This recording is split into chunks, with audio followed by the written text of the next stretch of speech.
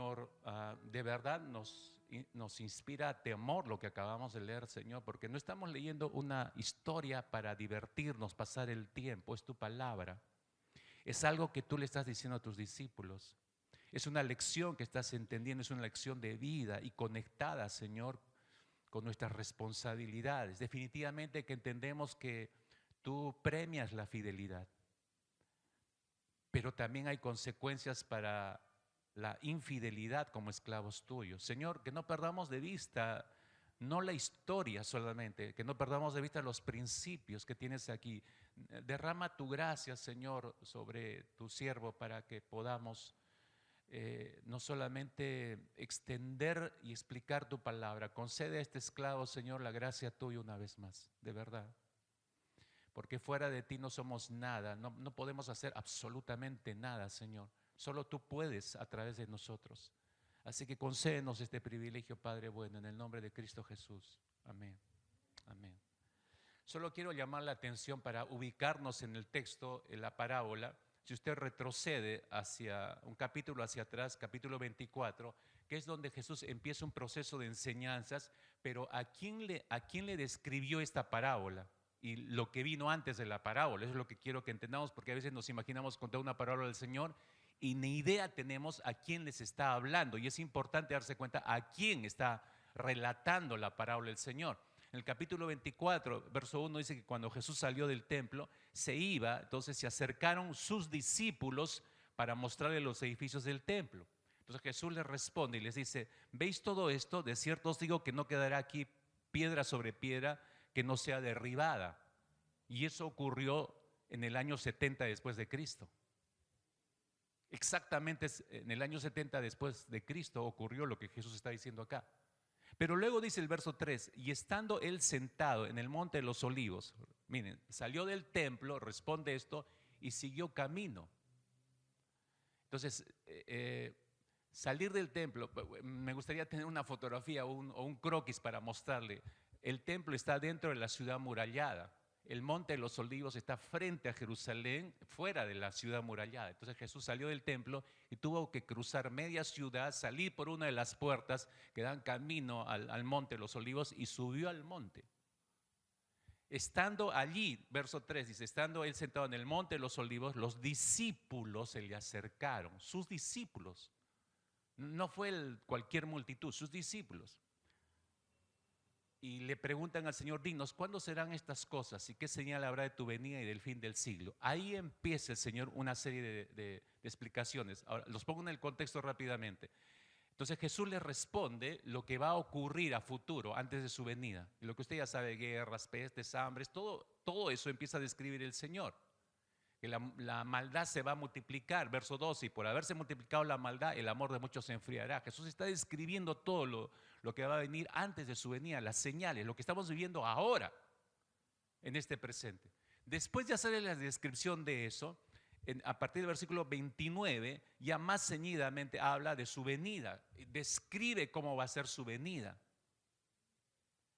En ese contexto de que describe las señales de los últimos tiempos antes de que Él venga y la venida de Él en efectivo, la segunda venida del Señor, en ese contexto, lo que sigue a continuación, porque las enseñanzas es una detrás de otra, si se ha dado cuenta, verso 25 empieza con la parábola de las 10 vírgenes. Jesús no ha parado, les está enseñando eso. Va a haber estas señales, yo voy a venir, hay estas manifestaciones, yo me voy a presentar por segunda vez, pero empieza curiosamente a relatarles la parábola de las 10 vírgenes. Ahora no tengo tiempo para leerla ni para explicarla, pero si usted la ha leído, usted sabe de qué trata la parábola de las 10 vírgenes. Es estar alerta, ¿no? En cualquier momento viene tu Señor. Entonces las 10 vírgenes, hay un grupo de vírgenes que distraídas, que llegó el Señor y la puerta se cerró.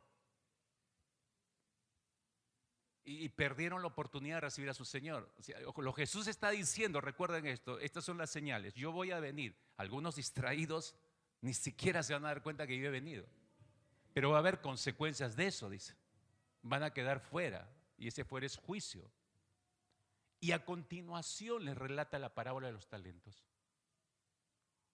O sea, no solamente hay que estar listo, expectante para la venida del Señor, sino, ahora, por lo que hemos leído, hay que estar haciendo lo que Dios nos ha mandado. Dios nos ha dado capacidades, dones, talentos para usarlos, y esos dones y esas capacidades, talentos tienen que ser invertidos. O sea, tienen que estar en funcionamiento.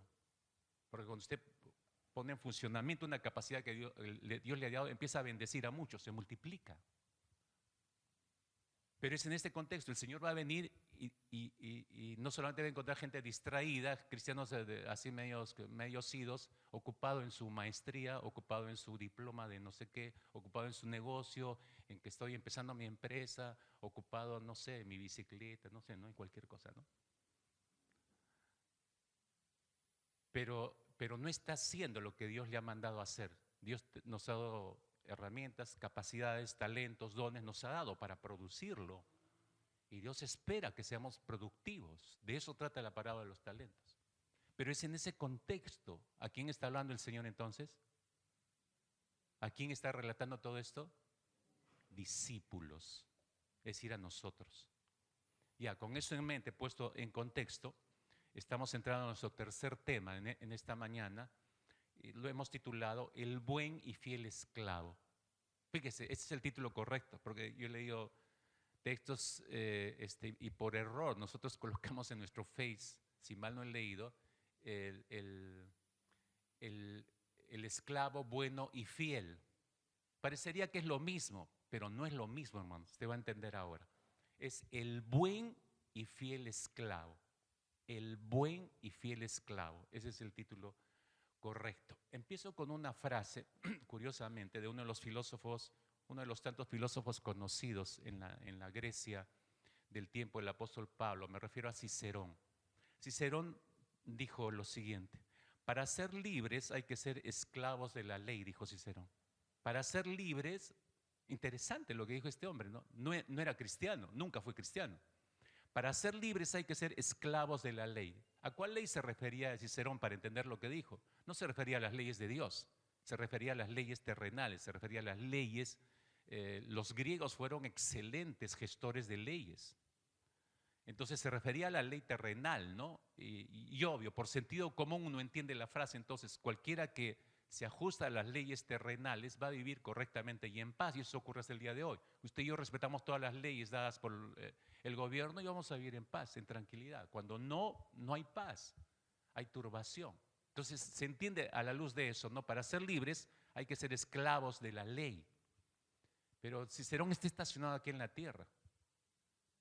Aparece el Señor Jesucristo y Él dice lo siguiente en Juan 8:32: y conoceréis la verdad y la verdad os hará libres. Y conoceréis la verdad. Ahora, no está hablando de algo abstracto. Jesús está haciendo referencia a Él mismo. La verdad es Él, es el Logos, es la palabra encarnada, es la verdad de Dios. A Él mismo se está haciendo referencia. Conocerlo a Él, mis hermanos, significa entender que Él es Dios, que Jesucristo es Dios. No es un Dios, no es un Dios de segunda categoría, no es el Hijo creado en un segundo plano, no.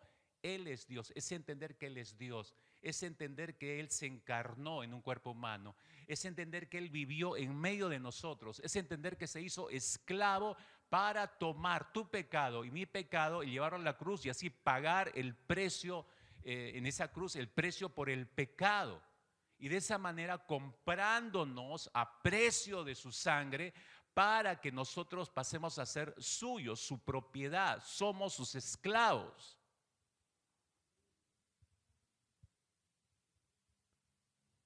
Y en un minuto acabo de escribir lo que dice el Evangelio.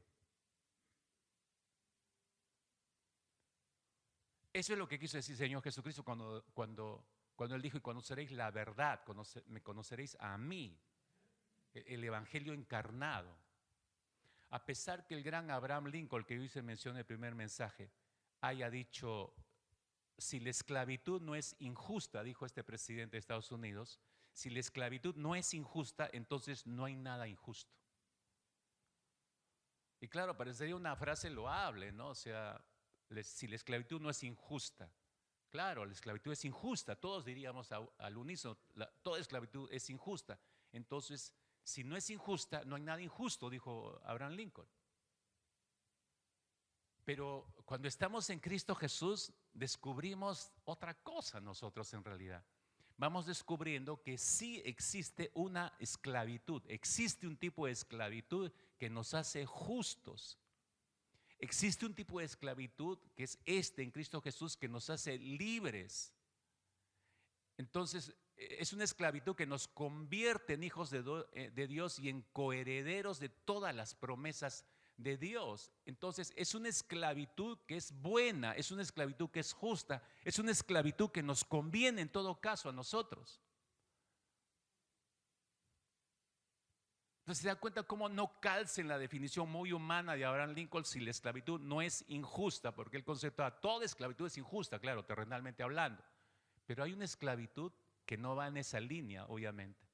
Y por eso describimos la semana pasada que el amo de esta esclavitud, que es Cristo, que es Dios, es un amo maravilloso, pues.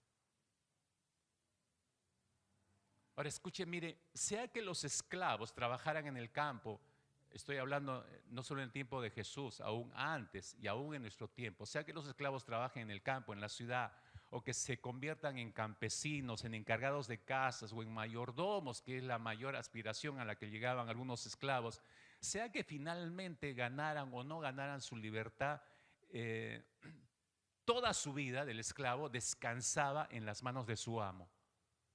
El amo era el que determinaba al fin y al cabo lo que iba a hacer y lo que iba a resultar en la vida de ese esclavo. Cada dueño de esclavos definía, mis hermanos, la naturaleza de la vida de sus esclavos. Determinaba cómo iba a ser la vida de sus esclavos. Nadie tenía suerte ni parte en eso, solamente el amo. Él determinaba lo que iba a ser la vida de sus esclavos. Y por su parte, los mismos esclavos solo tenían un objeto primario. Lo único que había en la mente y el corazón de los esclavos era lo siguiente: complacer al amo en todo a través de su obediencia a ese amo. No existía otra cosa en la mente de los esclavos, solo complacer a su amo a través de su obediencia. Por eso es importante entender, retroceder otra vez en historia y entender un poco cómo era el concepto de la esclavitud en el Antiguo Testamento. Y luego viajaremos de ese concepto antiguo testamentario de la esclavitud, adelantaremos a cómo era el concepto de la esclavitud en el tiempo de los apóstoles. Y de ahí daremos un salto hacia cómo era el concepto en las enseñanzas de Jesús. ¿Jesús descartó la esclavitud? No, se va a dar cuenta que no. Ni la criticó siquiera, pero la utilizó en sus enseñanzas. Entonces, deseo viajar con ustedes en esos tres espacios. Entonces, permítame hacer un recuento breve y rapidísimo, por supuesto, de lo que era el concepto de la esclavitud en el Antiguo Testamento.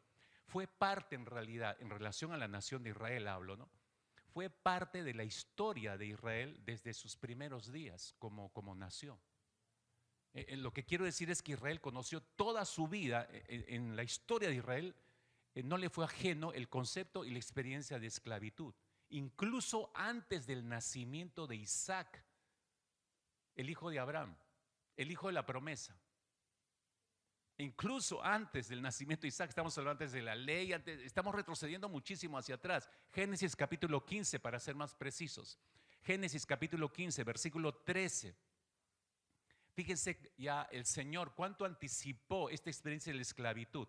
Recién Abraham está empezando el recorrido en tierra prometida.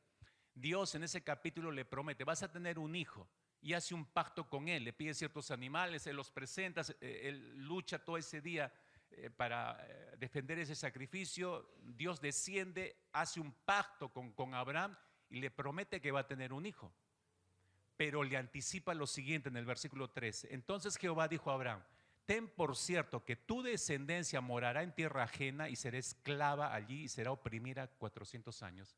Es interesante ese versículo, porque Dios, ubíquese en la historia, miles de años atrás ya le está diciendo a Abraham: van a ser esclavos. Y todavía le dice la cantidad de años que van a ser esclavos. Exacta, 400 años. Eso ocurrió en Egipto, ¿no? Dios le está revelando aquí a Abraham que sus descendientes van a experimentar un día un gran sufrimiento como esclavos en una tierra que no es la suya, una tierra extranjera. Y este versículo era un anticipo, mis hermanos, si usted se da cuenta, de la aflicción que vendría solamente 3 generaciones más adelante de Abraham. Lo que Dios le estaba diciendo acá, 3 generaciones después se iba a dar eso. Cuando, recuerdan, a José, el bisnieto de Abraham, sus hermanos lo venden mandándolo a cautiverio, ¿se acuerdan? ¿Cierto? Ahora, no obstante, a pesar de haber tomado a su hermano y venderlo como un esclavo, lo que los hermanos de José pretendían para mal de su hermano, ustedes saben que Dios lo orquestó para el bien no solo de José, sino de toda la nación. Y a este esclavo lo exalta, lo sumo, a un lugar de poder político y lo utiliza años después para salvar a millones de vidas en medio de una gran hambruna. Hablo millones de vidas, egipcios por un lado y a la propia nación de Israel. Al final usted sabe de la historia, estoy resumiendo por cierto todos estos capítulos de Génesis, al final José se reconcilia con sus hermanos, vuelve a reunirse con ellos, los perdona, toda la familia es traída, su padre lo vuelve a ver después de muchísimos años y se establecen según el registro bíblico en una ciudad llamada Gosén. Y hasta ese momento parece todo muy bien, el faraón complacido con conocer a la familia de José, lo premia a José, les da tierras a su padre y a sus hermanos, se establecen en esta tierra de Gosén y empiezan a crecer y a fructificar. Y aunque inicialmente los egipcios los recibieron con honores a los descendientes de Jacob, ¿no? Finalmente terminan esclavizándolos. Y ocurre de la manera más vil, digamos, porque así lo describe Éxodo capítulo 1, versículo 8. Dice Éxodo 1:8 que se levantó sobre Egipto un nuevo rey que no conocía a José. O sea, entra otra autoridad, otro faraón, y yo no sé lo que ha hecho el anterior, yo los desconozco a estos israelitas, ¿no? ¿Quiénes son? ¿Por qué están en nuestras tierras? ¿Por qué se les da tanta preferencia? Y agrega el versículo 11 de ese mismo capítulo 1 de Éxodo. Entonces los egipcios pusieron sobre ellos, los israelitas, comisarios de tributos que los molestasen con sus cargas. Ahí empieza la aflicción de Israel. Y ahí se empieza, ustedes se dan cuenta, ahí se empieza a cumplir lo que Dios le dijo a Abraham en Génesis 15:13. Sí, Dios no habla por gusto, hermanos. Cuando Dios dice algo, lo va a cumplir. Y agregue del versículo 13 y 14 de Éxodo 1, sigo en Éxodo 1, verso 13 y 14. Dice, y los egipcios hicieron servir a los hijos de Israel con dureza, amargaron su vida con dura servidumbre en hacer barro y ladrillo y en toda labor del campo y en todo su servicio al cual los obligaban con rigor. Está describiendo el tiempo de esclavitud. O sea, lo que antes era de bonanza, de productivos para ellos y estaba muy bien, de pronto se trastorna y se vuelve en esclavitud para ellos. Se cumple exactamente lo que le dijo Dios a Abraham. Cuando los israelitas clamaron a Dios por ayuda, porque a pesar de todo no olvidaron a su Dios, Dios siempre fue fiel en eso, mis hermanos, y siempre lo va a hacer. Él los liberó de manera espectacular, de manera sobrenatural. Los relatos que usted y yo tenemos en Éxodo, desde el primer capítulo nada más, la manera como aparece Moisés en el panorama de la historia de Israel, la famosa zarza ardiente, el encuentro que tiene Moisés con el Señor, las 10 plagas tremendas, ¿no? La Pascua que los libera a ellos del ángel de la muerte, la división del Mar Rojo por donde cruzaron todos ellos. Todos esos episodios son clásicos del conocimiento evangélico cristiano. Todos conocemos todos esos eventos. No obstante, necesito que nosotros no perdamos de vista no solamente los eventos en la historia de Israel, sino nuestra familiaridad con ellos. La familiaridad con estos eventos hacen que perdamos, le restemos mérito al accionar de Dios. Todo eso fue de manera sobrenatural. Han saturado tanto nuestras mentes todos los años en Semana Santa con todos esos documentales y todas esas películas que nos muestra todo esto, que ya es tan familiar que ya la gente ni siquiera los quiere ver. Y han tenido que actualizar algunas versiones que ni siquiera se asemejan a las originales, que no era con tanto efecto, ¿no? De computadoras y nada, era con gente en efectivo. Los 10 mandamientos fue un montaje espectacular, hermanos. Nunca más se ha vuelto a repetir películas de ese tipo. Ahora todo es computador, usted sabe. Pero la gente ya no le llama la atención, han restado mérito a los sorprendentes milagros, al accionar de Dios. Y eso es lo que no deseo. Que mientras hacemos este recuento, usted piense en el poder, en la maravillosa obra de parte de Dios, en la manifestación sobrenatural de Dios. Porque en esos instantes, Éxodo capítulo, o el libro de Éxodo, lo que nos está relatando es cómo Dios, el poder de Dios está desmantelando sistemáticamente el poder de egipcio. Cómo se está trayendo a este semidios, al faraón, se lo está trayendo abajo y todo su pueblo. Pero fue por la mano de Dios. Y cómo está preservando a su nación en medio de ese contexto de sufrimiento. Se estaba mostrando gloriosamente Dios, estaba mostrando su poder, su majestad y la libertad, por supuesto, a su pueblo. Eso es lo que no debemos perder de vista. Pero ojo, mis hermanos, y esto es importante anotarlo porque hasta aquí voy con la historia nada más, estoy haciendo un resumen de la historia, pero aquí debemos detenernos para rescatar lo que está ocurriendo en sí, el principio de fondo. A pesar, mis hermanos, que el éxodo de Egipto fue una victoria para la nación de Israel, después de 400 años salir libre era toda una experiencia para ellos. Pero, mis hermanos, el éxodo de Egipto no les dio autonomía completa a la nación de Israel. Me explico. En lugar de esto, ese éxodo los guió nada más hacia un nuevo tipo de cautiverio. Salieron de un cautiverio a otro. Aquellos que una vez fueron propiedad de Faraón pasaron a ser posesión del Señor. En la misma figura de esclavos. No sé si está captando esto. Dígame algo, porque si no pienso que estoy hablando con momias, hermano. Sí, pastor, sí, lo entendí, sí, lo entiendo, ¿no? Sí, entiende esto, salieron de la esclavitud, de propiedad de Faraón pasan a ser posesión del Señor. De una esclavitud pasan a otra esclavitud. ¿Lo captan, hermanos? Gracias, esclavos. Entonces, por eso es que leemos en Éxodo capítulo 19, versículo 5, miren los términos, que no parece que hablara un amo cruel como el faraón, que apunta el látigo, me hacen tantos ladrillos y tienen que cumplir. No, miren lo que les dice Éxodo 19, 5, vosotros me seréis mi especial tesoro sobre todos los pueblos. No parece que está hablando un amo, pero es el amo. Les dice Dios estas palabras, les expresa el Señor cuando acamparon en las faldas del monte Sinaí, cuando ya cruzaron el Mar Rojo, llegan al monte Sinaí, lo que es actualmente la península sinaítica, hacia el sur queda el monte Sinaí. Cuando llegan ahí, Dios les dice esto: vosotros seréis mi especial tesoro sobre todos los pueblos.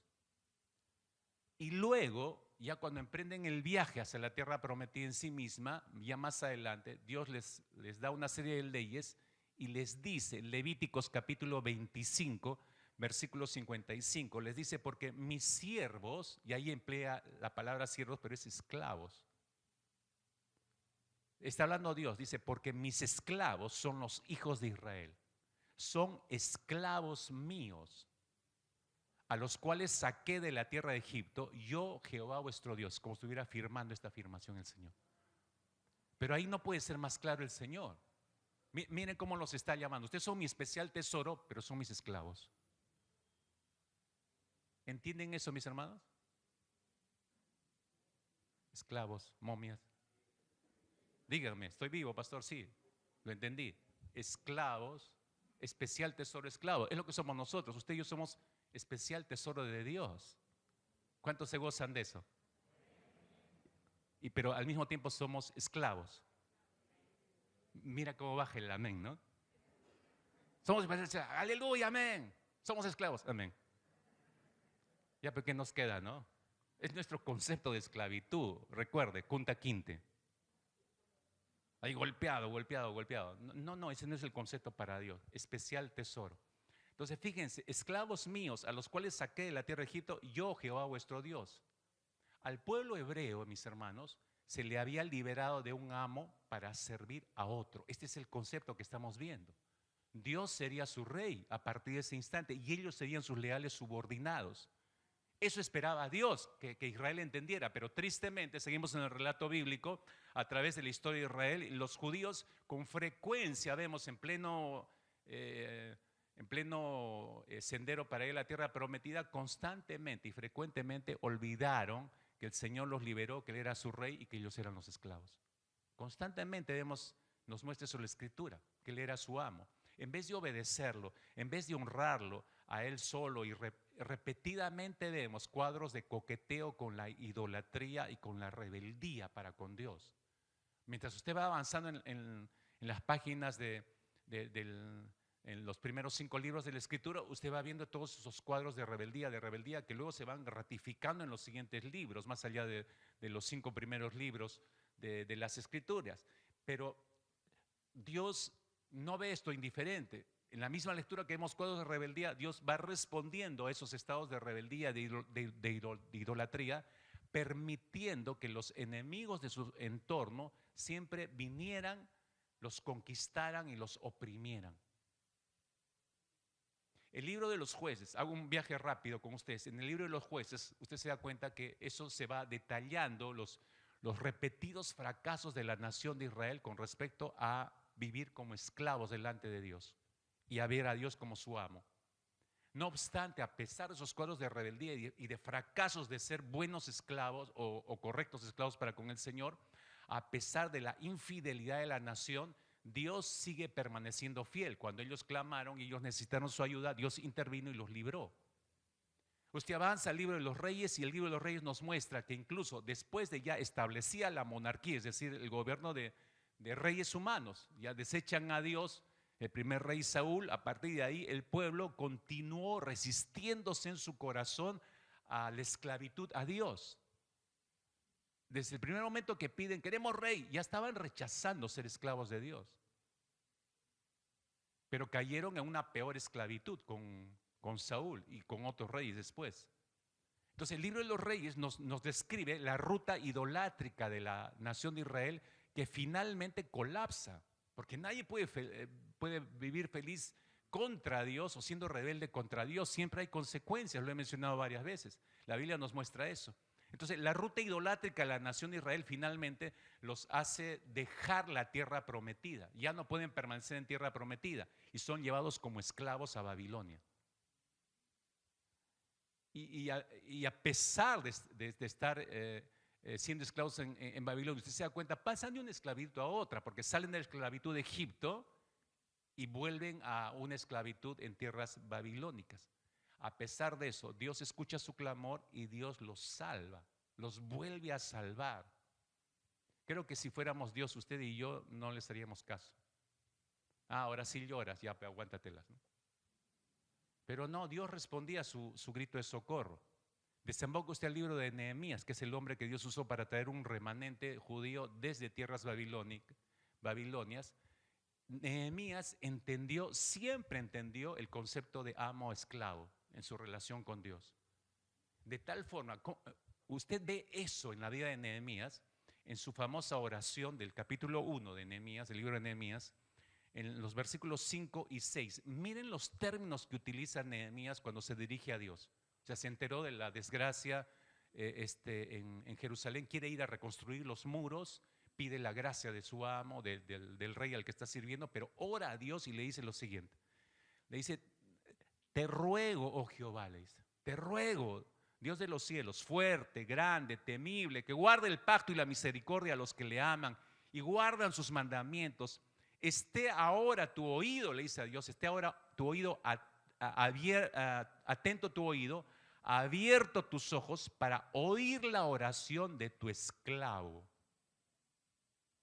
No es siervo, hermanos. El término hebreo que se utiliza es ebed, y ebed significa esclavo, específicamente esclavo. Oye la oración de tu esclavo, que hago ahora delante de ti de día y de noche por los hijos de Israel, tus esclavos. Vuelve a utilizar el mismo término. Y confesó los pecados de los hijos de Israel, y confieso los pecados de los hijos de Israel que hemos cometido contra ti. Sí, yo y la casa de mi padre hemos pecado. Miren los términos en que está manejando Nehemías. ¿Le quedó o no le quedó claro el concepto de esclavo amo? Clarísimo a él. Y Nehemías está en estado de esclavitud. No está en tierras judías. Está en esclavitud. Está en tierras babilónicas. Pero él no ha olvidado esa relación. Dios es el amo, nosotros somos sus esclavos. Entonces, como usted se da cuenta, mis hermanos, desde el éxodo hasta el exilio y aún más allá, la identidad corporativa de la nación de Israel como esclavos de Dios fue parte integral de la historia de la nación. Ellos siempre entendieron ese concepto, no era nada nuevo para ellos. Por eso he hecho este recuento en la historia de varios libros. Y ahora, en tal medida que muchos de los héroes de Israel, incluidos el gran Abraham, Moisés, pasando por Josué, David, los profetas como Elías o Samuel, todos ellos se denominaron y se vieron y se comportaron específicamente como esclavos de Dios. Es decir, ninguno de ellos hizo su voluntad, terminaban siempre escuchando la voluntad de Dios, el amo, y haciendo la voluntad del amo. En tal medida que todos los esclavos, al igual que todos los esclavos en el mundo antiguo, la vida de estos hombres que se veían como esclavos se caracterizaba por tres cosas específicamente: por la dependencia total a su amo, en primer lugar; en segundo lugar, por la pérdida de su autonomía; y en tercer lugar, un sentido de pertenencia total a otro. Un sentido de pertenencia a otro. Entonces, estoy haciendo simplemente un recuento del Antiguo Testamento, cómo ese concepto, si se dan cuenta, para la nación de Israel era conocido, no era extraño.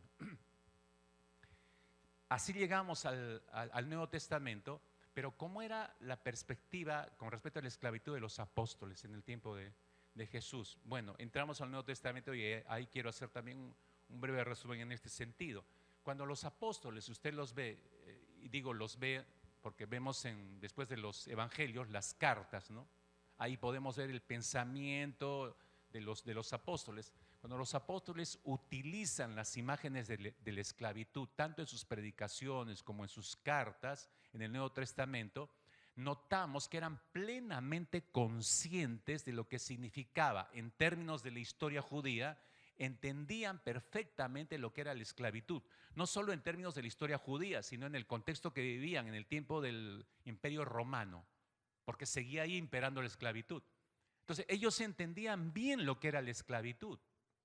Entonces, desde el punto de vista de la historia de Israel, ser esclavo de Dios, mis hermanos, para los apóstoles era identificarse a sí mismos con aquellos israelitas que estaban de pie en las faldas del monte Sinaí y que le estaban respondiendo a Dios después que Dios reveló sus mandamientos o sus leyes. Ellos están respondiendo lo siguiente: haremos todas las palabras que Jehová ha dicho. Para los apóstoles era identificarse con esos hombres. Esto es lo que dijeron nuestros ancestros ahí en el monte Sinaí a Dios, cuando Dios reveló sus leyes. Nosotros nos identificamos. Eso es ser esclavos. Aceptar los términos del amo, porque esa es terminología de esclavos. Haremos todas las palabras que Jehová ha dicho. Eso responde un esclavo. Entonces, más aún para ellos, identificarse con esos hombres era alinearse con los grandes hombres de la fe, partiendo desde Abraham, siguiendo por Moisés, David, los profetas.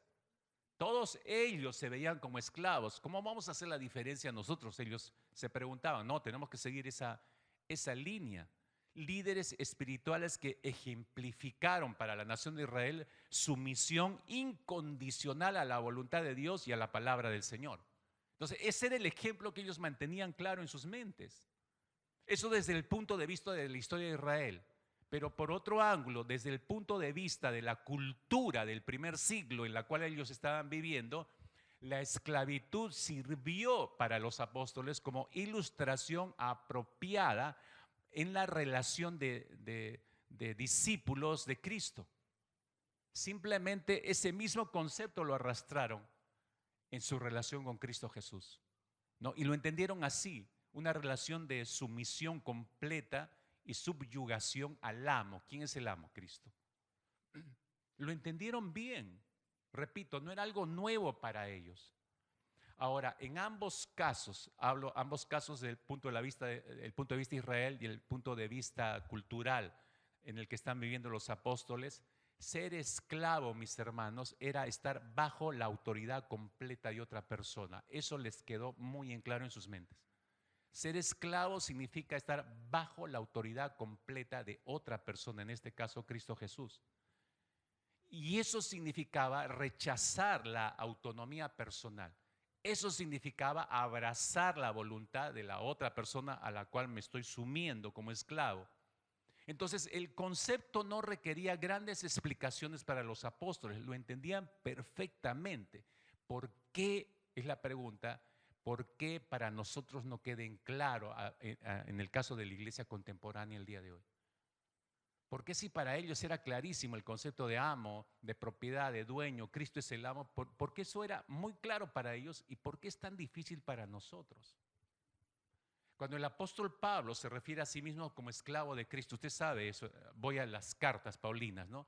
Él se identifica como esclavo de Cristo o como esclavo de Dios.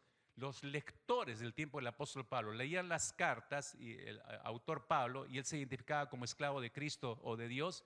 Ellos sabían exactamente a lo que se estaba refiriendo el apóstol Pablo.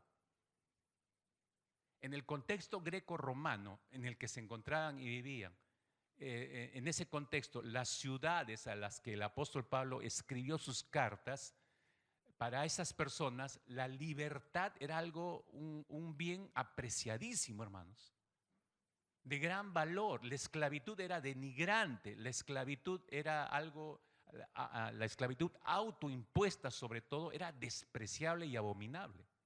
No solo para el contexto de la cultura grecorromana, sino para los judíos mismos. Tenían el mismo concepto de la esclavitud. Sin embargo, en ese contexto, y Pablo está escribiendo a esas personas, a ese tipo de ciudades, para el apóstol Pablo, cuya única ambición era agradarle a Cristo Jesús, para el apóstol Pablo no podía haber una autodesignación más adecuada para su propia vida que llamarse esclavo. A pesar que ese concepto entraba en conflicto con el concepto greco-romano que acabo de explicar, a pesar que ese concepto entraba en conflicto con el propio concepto de los judíos, que ya tenían la experiencia de esclavitud desde sus ancestros, conocían el concepto, conocían la experiencia, y en el momento que les escribe Pablo, seguían siendo esclavos del imperio romano. Por eso lo aborrecían. Y ese aborrecimiento los hizo perder de vista el concepto real de lo que significaban las profecías de la venida del Mesías. Por eso es que en su turbación perdieron de vista el espíritu de la palabra y por eso vieron a Cristo como un libertador terrenal, con ejércitos humanos y golpeando al emperador, bajándoselo del trono y asumiendo. Así lo veían a Jesús. No lo veían en términos espirituales. Al apóstol Pablo nada más le importaba, ni siquiera para él era importante sus planes personales. Y lo dice en su carta a los Gálatas, capítulo 2, versículo 20, Gálatas 2:20, Pablo dice claramente, ya no vivo yo, ya no vivo yo. ¿Qué significa eso? Estoy muerto. Ya no vivo yo, mas vive Cristo en mí. Y lo que ahora vivo en la carne, lo vivo en la fe del Hijo de Dios. Ya no es él, ya no es Pablo, es otra persona la que está hablando. Si vamos en esta concepción tan clara en la mente del apóstol Pablo, vertida en sus cartas, mostrada en sus cartas, si vamos a otros autores del Nuevo Testamento, nos encontramos, por ejemplo, que esa devoción de Pablo por Cristo Jesús, esa pasión por Cristo como esclavo, también es compartida con otros discípulos, con otros apóstoles. Santiago, por ejemplo, este es un caso interesantísimo. Santiago era medio hermano de Jesús, eran hijos de la misma madre. Por eso hablo de medios hermanos, ¿no? Santiago, por ejemplo, y él escribió una de las cartas en el Nuevo Testamento. Te encuentras la epístola a Santiago, es el medio hermano de Jesús, es apóstol, estaba entre los 12. Ni siquiera Santiago se jactó de ser medio hermano de Jesús. Usted no encuentra por ningún lado de su carta que él se jacte, les habla el medio hermano de Jesús como para darse peso de apóstol. No. No se jacta de ser medio hermano de Jesús. En lugar de eso, fíjese cómo se llama a sí mismo. Abriendo su carta nada más, el capítulo 1, Santiago 1, versículo 1, él dice lo siguiente: Santiago, esclavo de Dios y del Señor Jesucristo. ¿No es sorprendente eso? Esclavo de Dios y del Señor Jesucristo. En esa misma carta, más adelante, él escribe y dice lo siguiente, en el capítulo 4, versículo 13 y 15, terminología de esclavos. Santiago 4, 13 y versículo 15 dice: vamos ahora los que decís, hoy y mañana iremos a tal ciudad y estaremos allá un año y traficaremos y ganaremos, haciendo planes. Hey, ustedes que dicen esto, dice. Y cómo nos encanta hacer eso a nosotros. Agreguen el versículo 15. En lugar de lo cual deberíais decir, si el Señor quiere, viviremos y haremos esto o aquello. Poniéndolo en términos de esclavitud, si el amo quiere, viviremos, si el amo quiere, haremos esto, si el amo quiere, haremos aquello. Se entiende así, es terminología de esclavos. Para Santiago estaba tan claro. Ese lenguaje traza fuertemente y nos muestra fuertemente la relación esclavo-amo. ¿Por qué? Porque los esclavos no podían ir donde quisieran, donde deseaban, no podían hacer lo que ellos querían, no, estaban totalmente obligados a seguir la voluntad de su amo. Por eso hablamos, estos son términos de esclavo frente a su amo. No puedes decir voy a hacer esto, voy a hacer el otro, y si el amo no quiere. Nosotros, hermanos, nos damos, no sé si decir el lujo, planeamos, llevamos adelante, hacemos esto, hacemos lo otro, y nunca le preguntamos al amo. No le preguntamos al amo. Eso muestra nuestra independencia, nuestra rebeldía, nuestra soberbia, que creemos que podemos manejar y tomar decisiones manteniendo al margen a aquel que pagó el alto precio en la cruz para comprarnos. Somos suyos, su propiedad, hermanos. No lo olvidemos. Usted avanza en las siguientes cartas, ya no es Pablo, ya no es Santiago. Usted encuentra las cartas de Pedro, de Judas, de Juan. A pesar de ser discípulos de Cristo Jesús, a pesar de ser los líderes de la iglesia primitiva, sin lugar a dudas, y que muchos podrían pensar, wow, esta era la élite espiritual, pero a ellos no les apetecía que los nombrasen o los viesen así. A ellos les encantaba ser identificados como simples esclavos de Cristo. Los apóstoles con entusiasmo abrazaron ese título como esclavos para ellos mismos y lo utilizaban para referirse a ellos y lo utilizaban en sus relaciones con otros de la misma fe. Se trataban como esclavos y no les perturbaba esa terminología o esa forma de tratarse, ¿no? La palabra dulos o esclavos, incluso usted en este recorrido breve desemboco al libro de Apocalipsis, que es el último libro del Nuevo Testamento, se utiliza muchísimo para describir la eterna relación de los creyentes con el Señor. Es algo interesante y va de principio a fin. Obviamente no le voy a mostrar todo el libro de Apocalipsis, pero le muestro el principio y el final para que tenga una idea. Apocalipsis capítulo 1, versículo 1, dice el apóstol Juan, que es el que escribió el Apocalipsis, dice: la revelación de Jesucristo que Dios le dio a Juan para manifestar a sus esclavos. Abre nada más la carta Juan expresando esto, para manifestar a sus esclavos las cosas que deben suceder pronto, y la declaró enviándola por medio de su ángel a su esclavo Juan. Esta gente la tenía bien en claro lo que ellos eran. No era el gran apóstol Juan, el líder de la iglesia primitiva, los primeros apóstoles, el primer papa. No, eso no. Somos esclavos, nada más, esclavos. Y el final, ¿no? Usted corre hacia las últimas páginas de Apocalipsis, capítulo 22, versículos 3 y 4.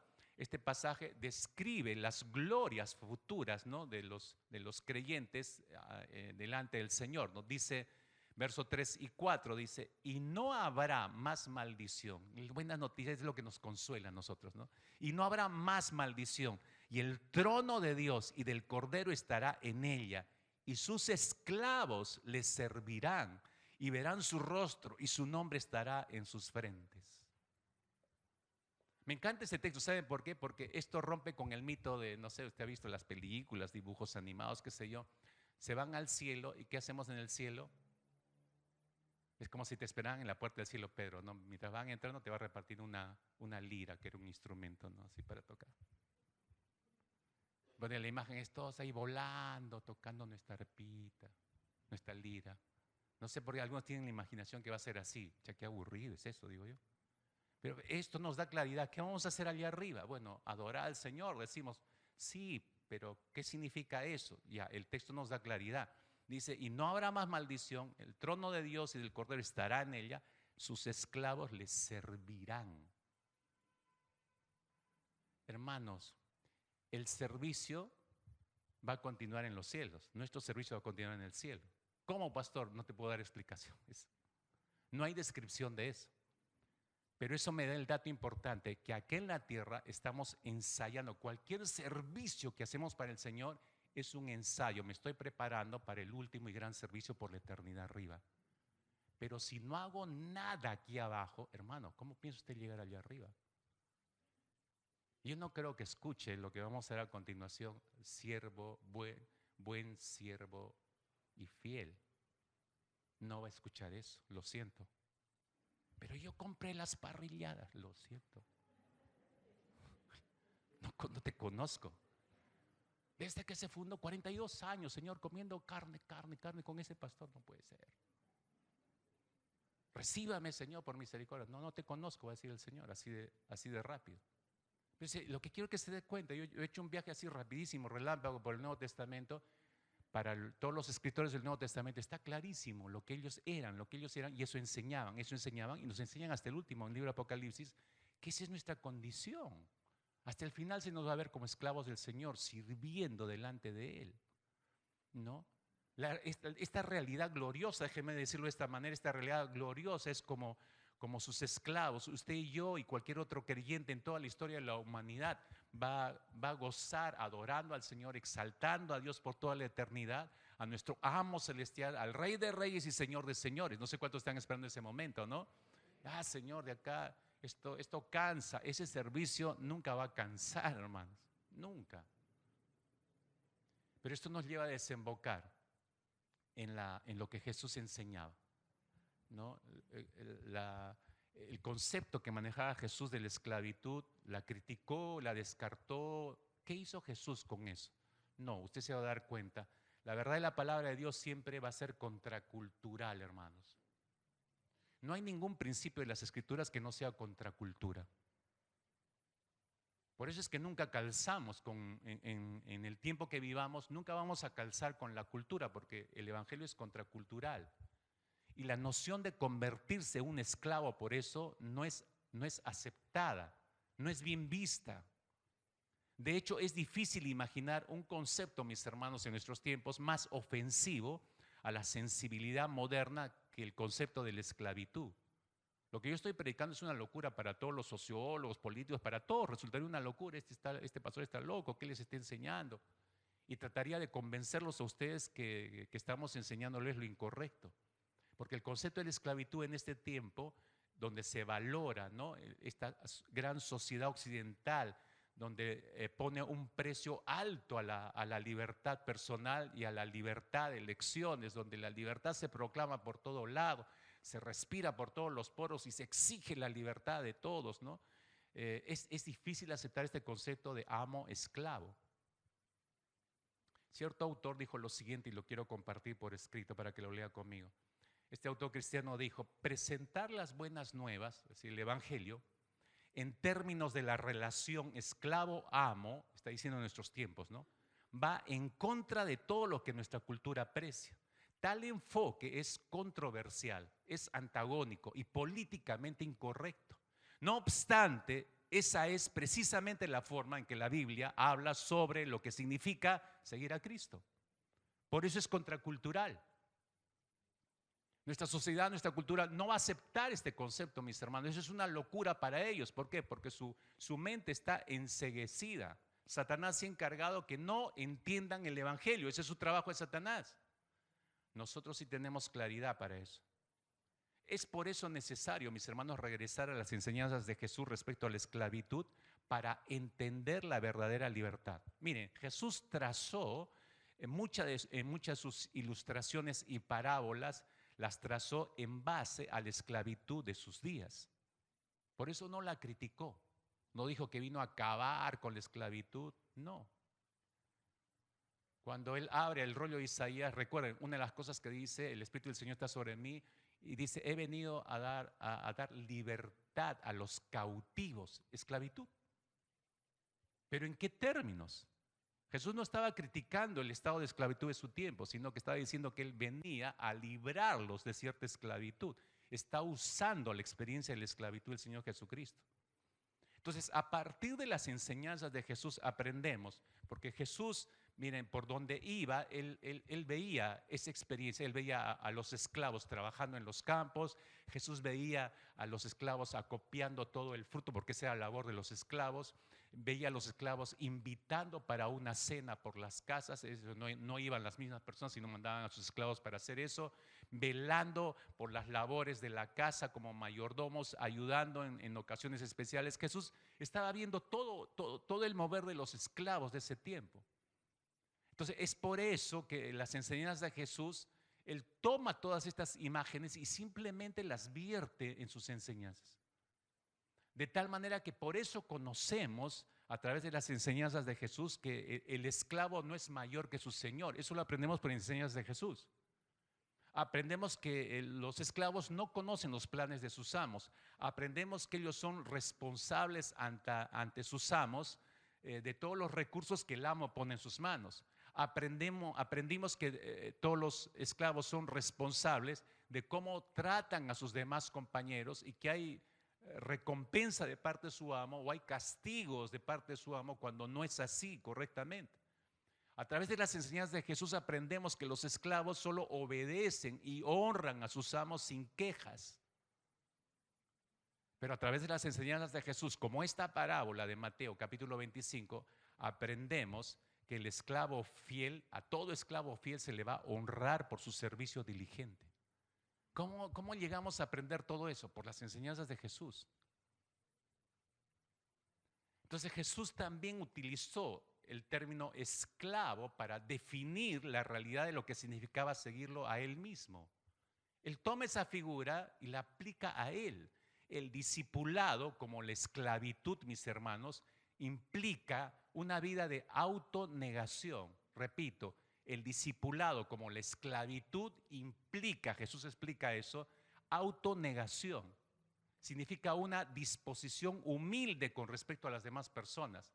Significa una devoción incondicional solamente al amo al cual se sirve.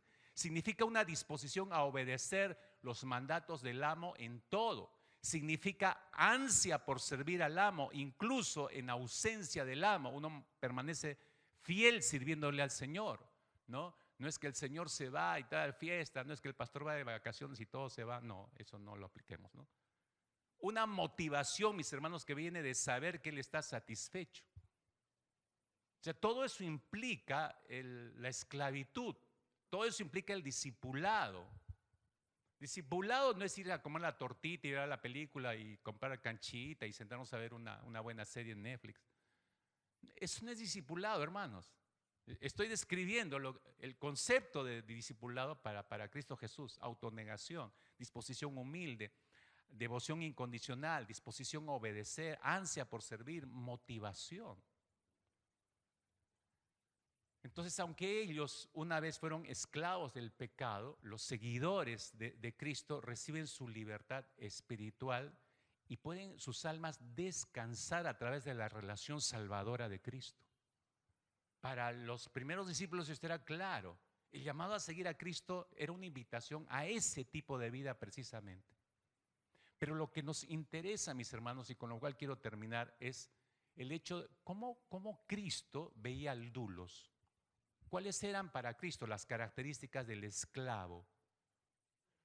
Eso nos lleva a Mateo 25, regreso a la lectura que hicimos al inicio, ¿no? En esta parábola de los talentos, Jesús hace una interesante descripción, una muy interesante descripción del buen y fiel esclavo. Solo me voy a centrar en el buen y fiel esclavo, no en el infiel.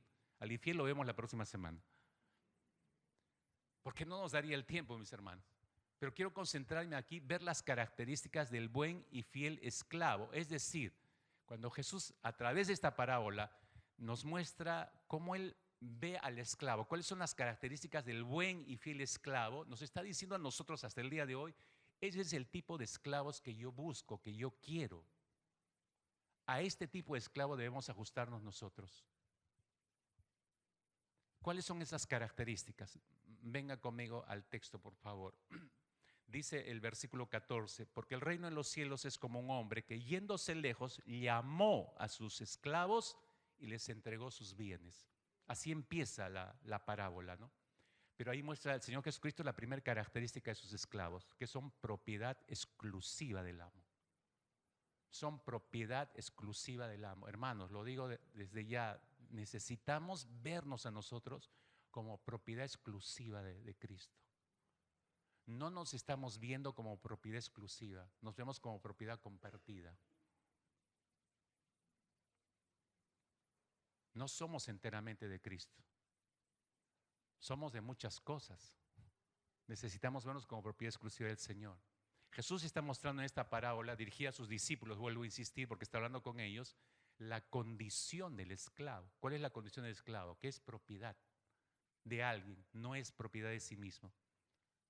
Los esclavos aquí, cuando dice el verso 14, llamó, el amo está llamando ¿a quién? A los esclavos. Y los esclavos ya están allí.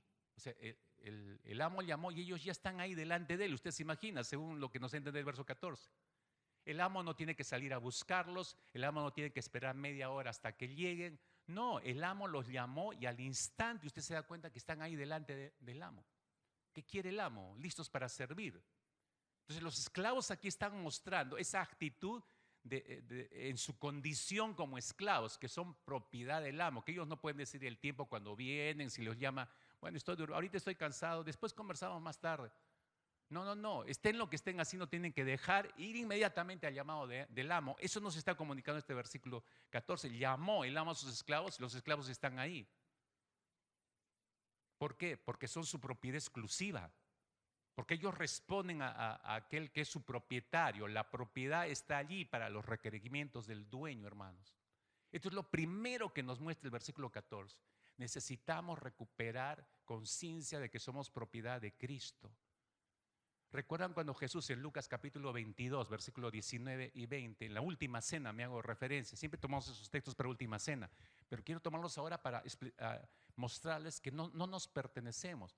Jesús está diciendo que Él tomó el pan, da gracias, lo parte, lo da a sus discípulos que están ahí y les dice, esto es mi cuerpo que por vosotros es dado. De igual manera, dice el verso 20, después de haber cenado, tomó la copa diciendo, esta copa es el nuevo pacto en mi sangre que por vosotros es derramada. O sea, Jesús les está revelando, me estoy entregando por ustedes. Jesús les está describiendo la manera en que Él los iba a rescatar de la esclavitud del pecado. Yo me voy a dar por ustedes. Ustedes son los esclavos del pecado, pero yo los voy a libertar. Me estoy dando por ustedes. Le está diciendo, yo voy a pagar el precio que ustedes deberían pagar. Y en esa descripción, como yo dije en la última cena, horas después estaba cumpliéndolo sobre la cruz. O sea, nos compró y se supone que si nos compró pasamos a ser inmediatamente posesión suya, pasamos a ser su propiedad, porque Él se dio por nosotros, Él pagó por nosotros. Por eso encontramos en la primera carta de Pablo a los Corintios, capítulo 6, versículo 20, que él dice, porque Dios nos compró a gran precio, dice. Ya lo hice de manera clara. Jesús en la Santa Cena lo hizo por símbolos. Pero ya Pablo, entendiéndolo claramente y recibiendo por revelación eso, dice, Dios nos compró a gran precio, por tanto, honren con su cuerpo a Dios. Somos propiedad suya. Necesitamos recuperar eso, mis hermanos, en nuestras mentes, para no creer que podemos hacer lo que queremos sin que el amo lo sepa o a espaldas del amo. Primera característica. Segunda característica que muestra la parábola, sumisión. Jesús espera esclavos sumisos. ¿Qué es la sumisión? Describo rápidamente esto porque a veces no lo tenemos claro en la mente. Sumisión significa acción de someterse sin cuestionar a la autoridad o a la voluntad de otra persona. Eso es sumisión. Usted se da cuenta en el verso 4, cuando el amo llama a los esclavos y les entrega sus bienes, versículo 14, ¿no? Les entrega sus bienes. En el versículo siguiente, versículo 15, agrega un dato interesante. Dice, a uno dio 5 talentos, a otro 2, a otro 1, a cada uno conforme a su capacidad y se fue. Dios sabe cuánto podemos dar, mis hermanos, cuánto podemos rendir. El asunto es que Él lo que nos da es para que lo podamos producir, para que seamos fieles en esa producción. Lo que el texto nos muestra en el proceder de los esclavos, si se da cuenta usted, otra vez regreso a la actitud, al proceder de los esclavos, al acercarse cuando su amo los llama, al recibir los talentos de manos de su amo, usted se da cuenta, lo hacen sin cuestionar. Uno no le pregunta y dice, ¿por qué a mí me das 2 y a él le has dado 5? Ah, ya me di cuenta, tú tienes preferencias, Señor. Nosotros somos así, no somos, ay, ¿por qué le dio esa voz a esta hermana? Y a mí como loro, ¿no? ¿Qué es eso? No, eso es justo y no me gusta, ¿no? ¿Y por qué se toca también el teclado, no? Y yo que quería ser como Richard Clayderman, no, ni siquiera ni el timbre de la casa tengo ritmo para tocarlo, ¿no? O sea, nos andamos quejando de lo que no tenemos, lo que tenemos, ese tipo de reclamos. Usted no ve a los esclavos aquí hacer ningún cuestionamiento. Reciben, entienden rápidamente cuando se acercan al amo, reciben, entienden el propósito del amo. Porque en ese momento usted se da cuenta, no les dice vayan, inviertan, trabajan, no, les entrega y no les dice nada. ¿Cómo es que saben ellos que tienen que producir con ese talento? Se entiende que el amo ya les enseñó eso. ¿Cuántos años viene usted escuchando que tienen que servir al Señor, cómo tienen que servir, las áreas de la iglesia, qué ministerios hay, dónde están las necesidades? Si usted tiene varios años acá, usted sabe ya todo lo que ocurre en la iglesia. La pregunta es, ¿por qué no se involucra en un ministerio? Ese es el problema. ¿Me entienden, esclavos?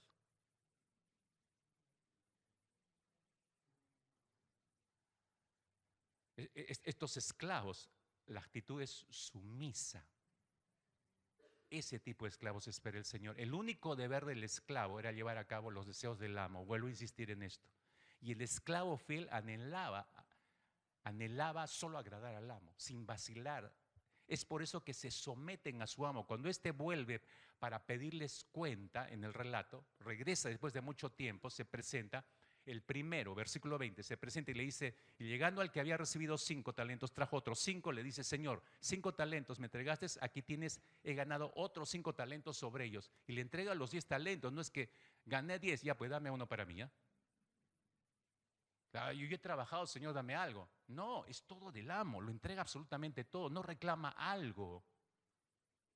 Ahora, si usted se da cuenta aquí, en este versículo 20, ¿cómo lo califica su amo después de esa evaluación? Porque se ha ido lejos, lo ha evaluado y regresa y el esclavo le responde con una doble productividad del talento que ha recibido. ¿Cómo califica el amo a este esclavo? Versículo 20. Y su señor le dice, bien, buen esclavo, fiel, sobre poco has sido fiel, sobre mucho te pondré, entra en el gozo de tu señor. Y aquí empiezo rápidamente. Capte por favor lo que le voy a decir. Le dice, el Señor le dice, bien, buen esclavo. Buen esclavo. No le dice, eres un esclavo bueno. No, esa no es la frase. No le dice, eres un esclavo bueno, porque no está hablando el amo de la naturaleza del esclavo, que es pecadora. Porque ¿quién hay bueno, hermanos? Nadie. Entonces por eso, no le dice, eres un esclavo bueno, porque estaría hablando de la naturaleza del esclavo. Y el esclavo es malo por naturaleza, todos somos malos. Entonces no se refiere a eso, sino que está refiriéndose a la característica resaltante del esclavo. ¿Y cuál es la característica resaltante del esclavo? El término que usa aquí el Señor Jesucristo es el término ágatos. Y ágatos se traduce como útil, provechoso, excelente. Eso significa buen esclavo.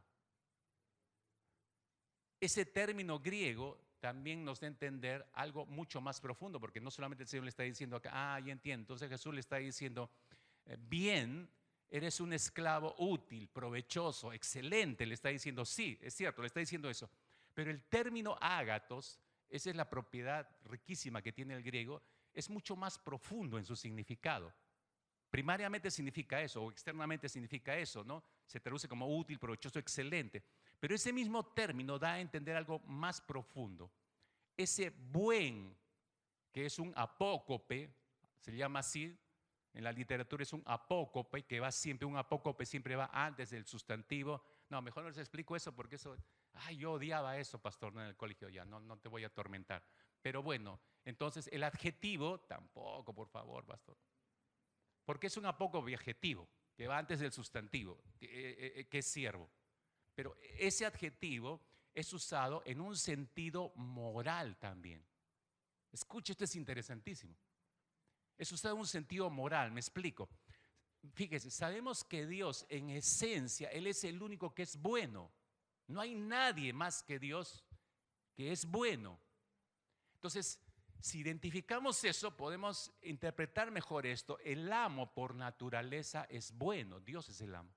Por naturaleza es bueno, solo Dios es bueno, pero el amo en esta parábola que encarna a Dios, en la parábola, Él encarna a Dios, le está diciendo a su esclavo, buen esclavo. Eres un esclavo, sí, eres un esclavo útil, provechoso, excelente, pero le dice, y te pareces a mí. Te pareces a mí. ¿Sabe qué honra hay en eso? ¿No le gustaría al Señor que opine eso de usted? Pero si usted no está haciendo nada para el Señor, por favor, ¿qué utilidad hay en su vida? ¿Qué excelencia hay en su vida? ¿Se parece a su amo? No, pues. Dile al que está a tu costado, voltea, dile. Esclavo, malo y perverso, dile. Malo, malo, malo. Este es un honor, ¿no? Miren lo que está diciendo el amo. Eres un esclavo útil, provechoso, excelente. Te pareces a mí. Hermanos, busque eso del Señor. Por favor, busque eso del Señor. No busque la aprobación de su pastor. No busque contentar a otras personas. Algunos tienen ese problema. Hace un montón de cosas, se meten un montón de cosas. Les pregunto, hermanos, a los que son así eléctricos, que todo, ya están, que se caen, que mueren. ¿A quién quieres agradar con todo lo que estás haciendo? ¿A quién quieres agradar?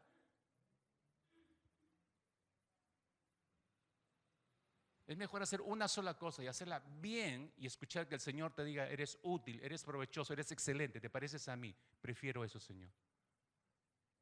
A terminar muerto de hacer miles de cosas y en agonía decir, Señor, te serví con todo mi corazón.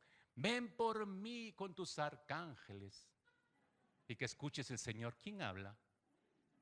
Yo, tu siervazo, palomino, yo, Señor, yo. No te conozco, ¿no? Qué terrible sería que nos dijera eso el Señor.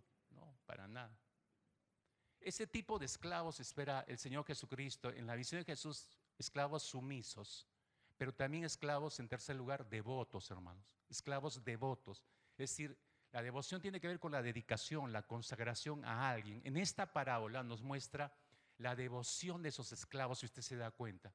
Nuestra dedicación, ellos muestran esa dedicación que tienen a la voluntad de su amo. El amo llama, ellos están ahí. ¿Por qué están ahí? No se les ve hacer otra cosa a ellos, si se da cuenta, sino acudir al llamado de su Señor, recibir lo que el amo les está dando, no los talentos. Se ve el amo y ellos inmediatamente se ponen a trabajar. Al menos los dos primeros esclavos hacen eso, se ponen a trabajar inmediatamente para incrementar los bienes de su amo. ¿Qué tienen en mente ellos? Los intereses del amo. Eso es devoción. No están pensando cuánto voy a sacar yo y una parte le doy al amo, pero otra me jalo para mí. No, todo su pensamiento está totalmente absorbido en su amo, en lo que van a hacer. Solo buscan agradar al amo. Todo lo que hacen es solamente para satisfacción del amo. La devoción hacia su amo se nota que es sostenida en la frase mucho tiempo que dice el verso 19. Porque el verso 19 dice el tiempo que el amo se demoró. Después de mucho tiempo vino el Señor, dice el amo. Pero ese mucho tiempo, fíjense, mucho tiempo puede ser. ¿Saben qué significa en el griego mucho tiempo acá? ¿Saben qué significa? Mucho tiempo. Mucho tiempo significa mucho tiempo. No significa otra cosa, mucho tiempo. Se tardó bastante. ¿Cómo es que no decayó su devoción por su amo en mucho tiempo? Nosotros nos cansamos rápido, hermanos. Ahora sí te veo en evangelismo en la zona. A ver, el próximo mes vamos a ver. Y también va a estar. Pero de acá al próximo año, ¿estarás? ¿Cuánto nos dura la devoción a nosotros?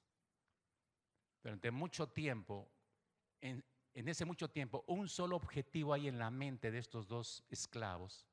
¿Qué hay en su mente? Producir fruto para su amo y ver la satisfacción en el rostro de su amo.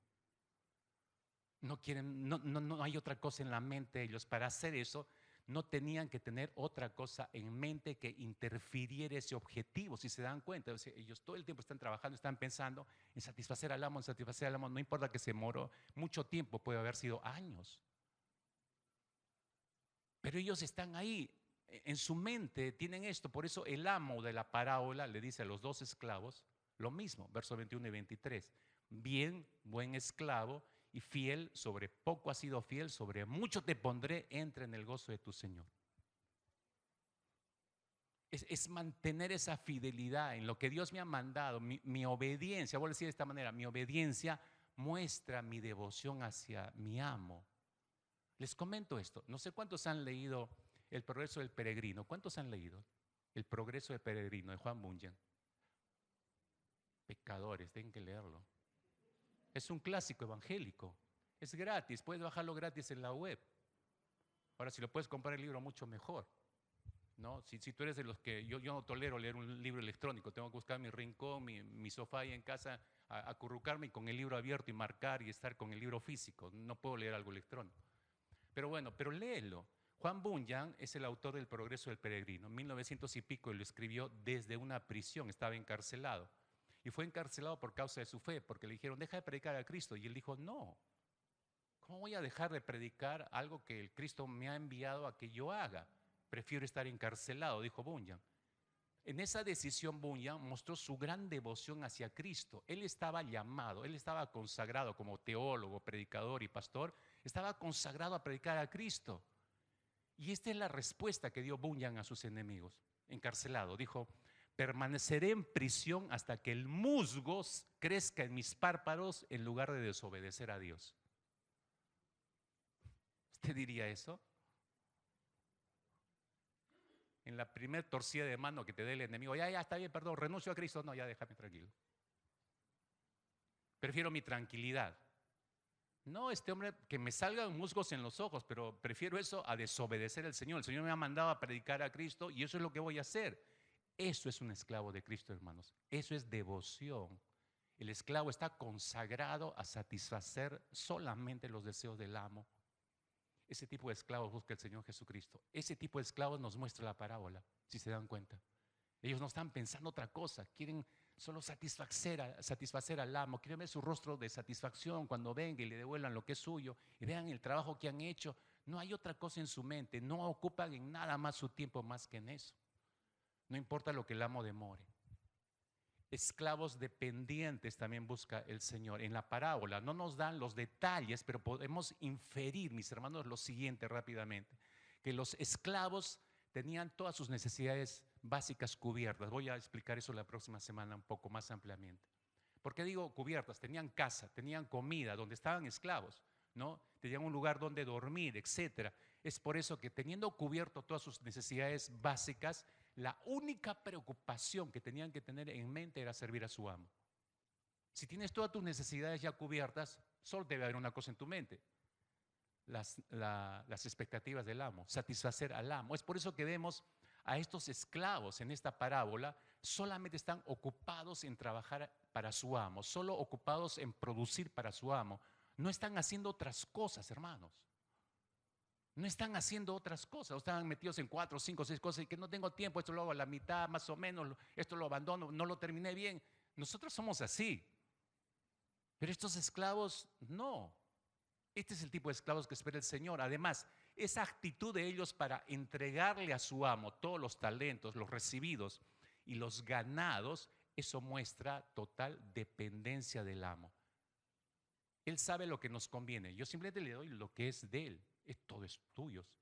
Si yo soy tu propiedad ha producido para ti. O sea, todo es tuyo. Yo lo que produzco, todo es tuyo, Señor. ¿Se dan cuenta de esa concepción de esclavitud? Cuando se declaró la libertad en Estados Unidos o acá en el Perú, yo dije hace 2 semanas atrás, recuerda, los esclavos no querían irse. Cuando le dijeron, ya son libres. ¿Por qué? Porque ellos vivieron toda su vida dependientes del amo. Separados del amo, nada podían hacer. Esa es la figura acá. Finalmente, en la parábola, el Señor espera esclavos fieles. No puede ser de otra forma. La palabra fiel, hermanos, quiero aclarar esto rápidamente antes de explicar lo siguiente. La palabra fiel, cuando se refiere a Dios, significa que Dios es verdadero, Él es digno de confianza, es absolutamente confiable el Señor, que por eso en Él podemos estar seguros, porque Él es fiel cuando nos referimos a Dios. Pero por otro lado, solo unido y comprometidos con Dios, cualquier hombre o mujer realmente puede llegar a ser fiel, fidedigno, confiable, estar firme, pero solamente en relación con el Señor. Fuera de Él no se puede ser así. No se puede ser así. En Mateo capítulo 25, en este pasaje, en el verso 21, este adjetivo de fiel se repite 4 veces en la parábola. Y es la palabra pistos que utiliza Mateo. Pistos. Pistos se traduce como digno de confianza, confiable, fidedigno, verdadero, significa pistos. En otras palabras, otra vez voy a esto. El amo de estos esclavos les está diciendo lo siguiente a ellos: eres un esclavo confiable, eres un esclavo digno de confianza, eres un esclavo verdadero, te pareces a mí otra vez. Es un halago, te pareces a mí. Qué honor que el amo te diga que te pareces a él, que su carácter como esclavos se asemejen a su amo. Qué honor. Eso significaría, el día que tú lo escuches, sabrás que has avanzado en tu carácter, que has crecido, estás cerca a la medida de la estatura de Cristo Jesús. Si Dios te llega a decir eso, la gloria, hermanos. Para Jesús, la meta del esclavo debe ser esta: parecerse a su amo, parecernos a nuestro amo. Finalmente, hermanos, ¿se ha dado usted cuenta que el amo termina recompensando a los esclavos? Esta es mi mejor parte en la parábola. Los termina recompensando. ¿Qué es lo que recompensa el amo? La fidelidad. Les dice 2 cosas a los 2 primeros esclavos. Verso 21 y verso 23 es lo mismo, las mismas palabras. Su señor le dijo: bien, buen esclavo y fiel, sobre poco has sido fiel, sobre mucho te pondré. Entra en el gozo de tu señor. Déjame explicarte esto porque no puedo dejar de ir en esta mañana sin que lo veas claramente. Esta es nuestra aspiración, hermano. Esta es nuestra motivación. Primero le dice: sobre poco has sido fiel, sobre mucho te pondré. Sobre poco, sobre mucho. Sobre poco, sobre mucho.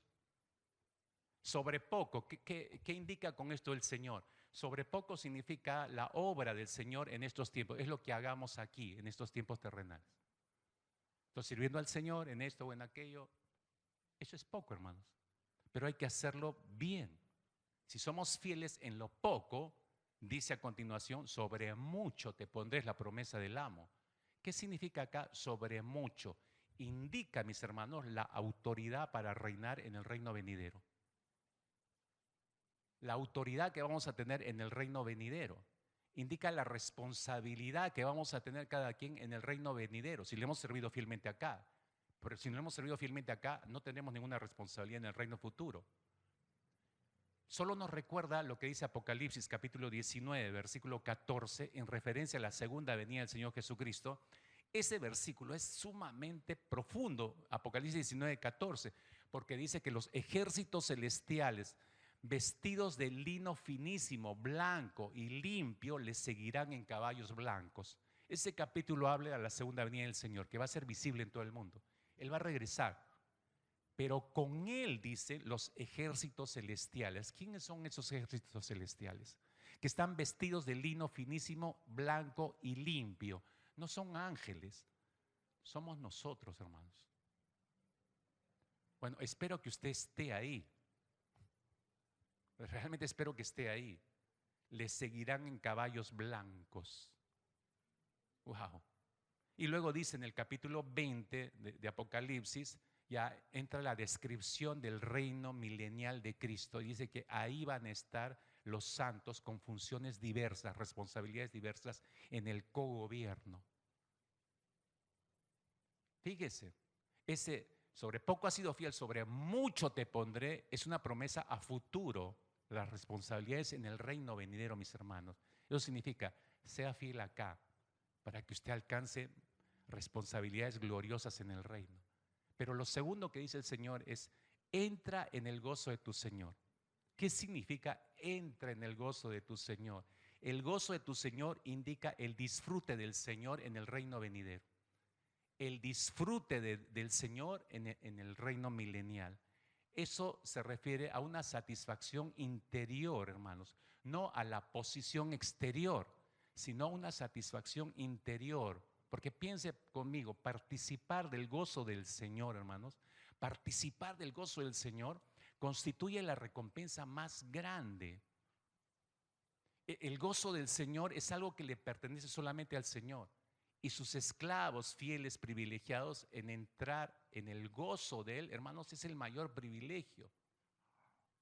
Es más que solo una emoción de bienestar, ahí es muy superior, es difícil describir eso. Solo llegamos en nuestra experiencia terrenal a compararlo con eso. La satisfacción de llegar con Él y de vivir con Él y de servirle con Él el resto de la eternidad es un gozo indescriptible. Es mayor que todos los gozos terrenales que podamos haber tenido.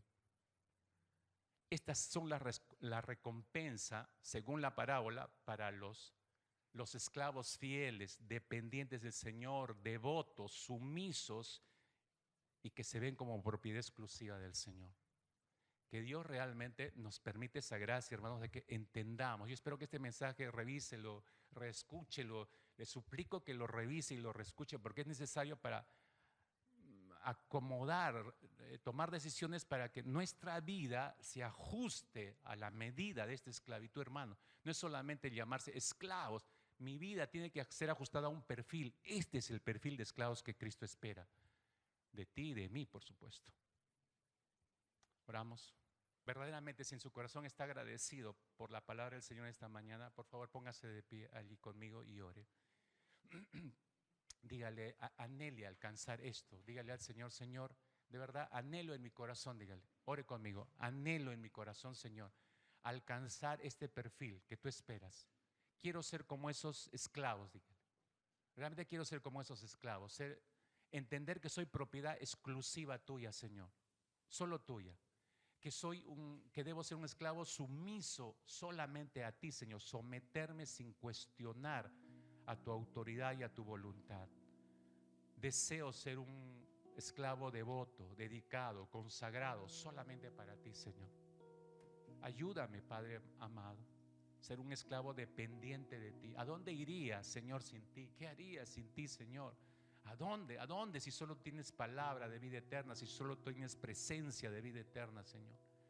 Busco ser un esclavo fiel. Ayúdame, Señor. Ayúdanos a ser esclavos fieles, verdaderos, dignos de confianza para ti, absolutamente confiables, Señor. Anhelamos que un día nos puedas decir que nos parecemos a ti. Ayuda a cada uno de mis hermanos, a mis hermanas a ser fieles en lo poco. Y estoy seguro que los pondrás sobre más porque esa es tu promesa. Gracias, buen Señor. Gracias, nuestro Padre Celestial, por lo prometido. Sobre poco hemos sido fieles, entonces sobre mucho nos pondrás. Venga tu reino, Señor, en medio de nosotros. Anhelamos ese encuentro por fin perfecto para nuestras vidas, donde habrá toda satisfacción, donde podremos entrar en el gozo tuyo, Señor, donde podremos entrar en el gozo supremo de Cristo Jesús. Mantengamos nuestros ojos puestos en Cristo, nuestro Señor.